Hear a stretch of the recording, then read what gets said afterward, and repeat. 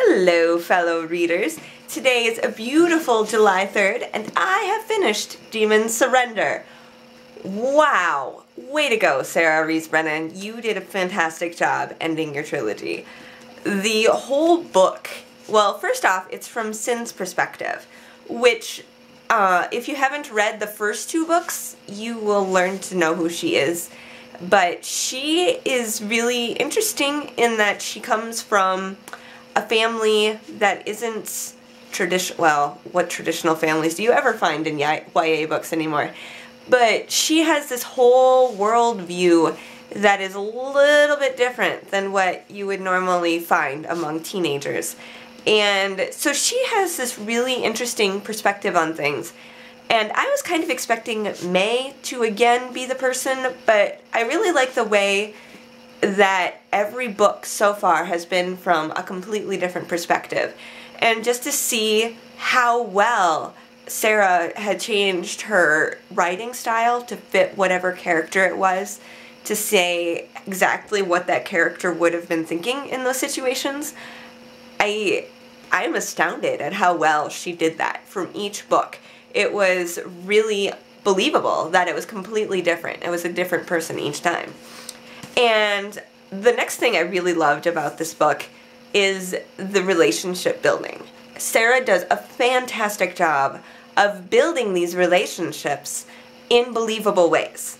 It's a lot of it, even back in like Lexicon when I was irritated with some of the ways May was treating other people and not talking to them and what have you, I thought it was really fascinating to see how well she managed to keep these relationships building and realistic at the same time.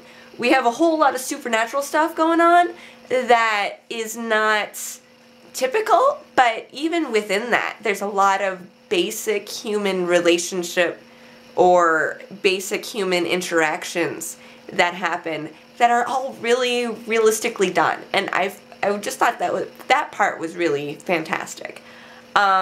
And then there were the siblings and all of those things that went along with it.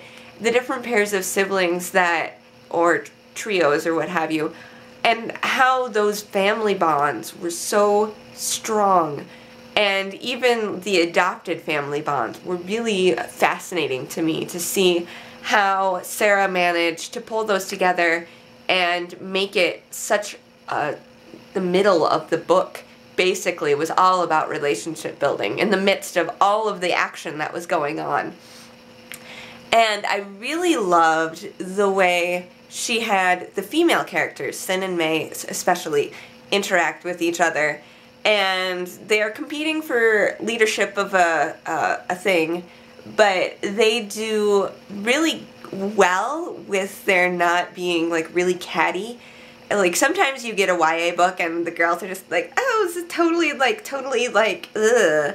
And I get really irritated with that. So I thought it was really nice to see two teenage females interacting in decent ways. And it wasn't all catty or it wasn't all chummy. And there were realistic, like, I don't like that you did this, but I like this. So overall, I'm not going to spoil anything in this series for you. Not in this video. But the fantastic book and all of the, obviously there's demons. You can tell from the title, right? And dealing with the demons and all of the things that went along with it, I was entranced. I could not put the book down. So I highly recommend this and Demons Lexicon and Demons Covenant. As far as other things I've been reading, I just also finished The Secret Prince by Violet Haberdasher and A Hotel on the Corner of Bitter and Sweet. I will be reviewing both of those books here in the future, and I have a lot of other things on my list. But if you have any more suggestions, put them down in the comments section, and I will hopefully get to them someday. Have a fantastic day and keep reading.